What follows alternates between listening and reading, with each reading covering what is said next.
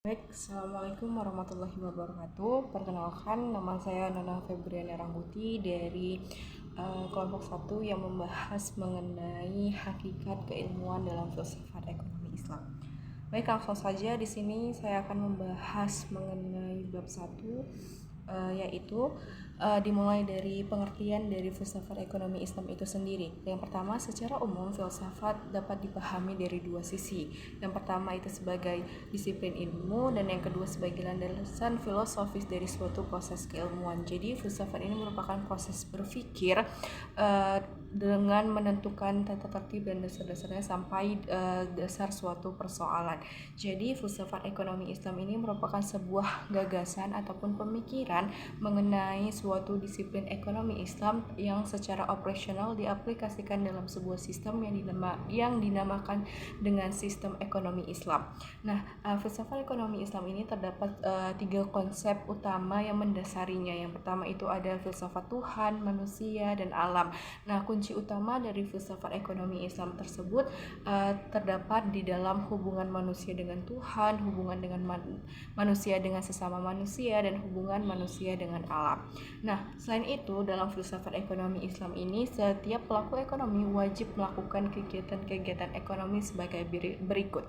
Yang pertama, yaitu kegiatan ekonomi harus diorientasikan pada kebahagiaan di akhirat. Yang kedua, kegiatan ekonomi harus diarahkan bagi tercapainya kesejahteraan, kemakmuran material, dan kebahagiaan manusia di dunia. Dan yang ketiga, kegiatan ekonomi harus dilakukan pola interaksi dengan sesama manusia dengan baik. Dan yang keempat, yaitu kegiatan ekonomi yang merusak fisik maupun tatanan hidup manusia harus dihindari.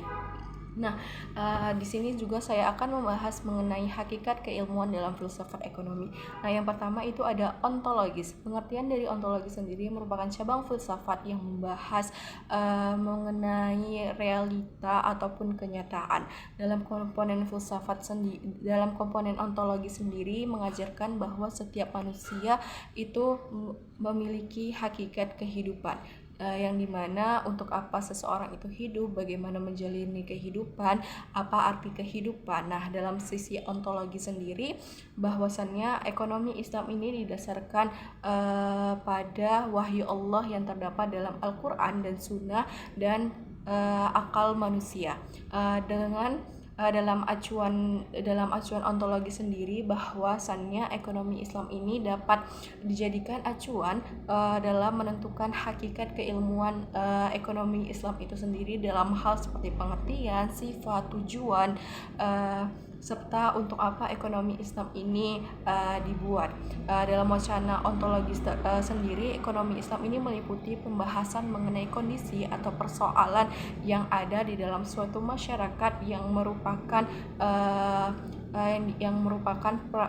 problem solving, di mana terdapat sebuah rumusan-rumusan untuk memecahkan masalah tersebut, seperti tujuan zakat, tujuan riba, tujuan sedekah, dan tujuan lainnya.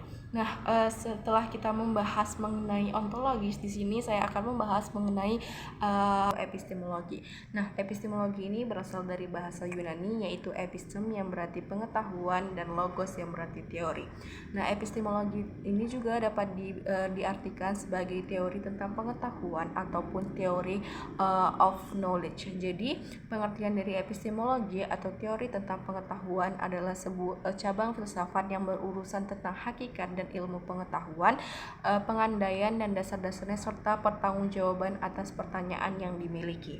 Nah, dalam pendekatan epistemologi, ekonomi Islam ini berisi pandangan hidup Islam yang didasarkan pada dua hal. Yang pertama itu adalah rasional, dan yang kedua itu ada wahyu. Nah, gagasan dasar dari epistemologi ekonomi Islam sendiri terdapat 3 gagasan dasar. Yang pertama itu ada wahyu, yang kedua itu ada logika intelektual, dan yang ketiga itu ada fakta atau pengalaman. Pendekatan epistemologi ekonomi Islam ini berhubungan dengan worldview ataupun pandangan hidup Islam, yang dimana pengembangan ekonomi Islam harus melalui sebuah konsep, ukuran, standar berdasarkan framework ataupun cara pandang hidup Islam yang didasarkan pada worldview pandangan hidup Islam dan filsafat Islam. Selanjutnya, di sini saya akan membahas mengenai hakikat keilmuan filsafat ekonomi Islam yang ketiga, yaitu dia ada aksiologi. Pengertian dari aksiologi sendiri yaitu cabang filsafat yang mempelajari tentang nilai-nilai kehidupan. Pendekatan aksiologi ini diperlukan untuk melihat nilai dari suatu proses keilmuan, yang terutama fungsinya dalam menyelesaikan persoalan-persoalan yang ada di dalam kehidupan manusia sehari-hari. Contohnya pada praktek pelarangan bunga yang mana terdapat aplikasi alternatifnya dalam dunia nyata, dan yang kedua itu ada kebijakan-kebijakan yang berbasis pada syariah. Dalam aksiologi ekonomi Islam ini mengajarkan bahwa setiap kegiatan manusia harus melakukan pengabdian kepada Allah melalui melaksanakan perintah Allah untuk memakmurkan dan melestarikan alam beserta isinya.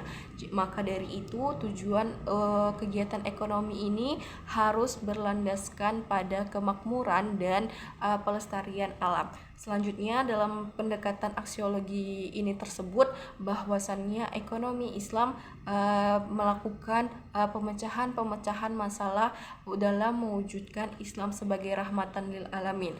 Saat ini dapat dilihat bahwa kemunculan dan berkembang pesatnya lembaga-lembaga ekonomi Islam di seluruh dunia maupun di Indonesia itu sendiri. Dengan berkembang pesatnya lembaga-lembaga ekonomi Islam, tidak jauh pula terdapat sebuah persoalan mendasar, yaitu lemahnya sumber daya manusia yang dimiliki oleh dunia Islam.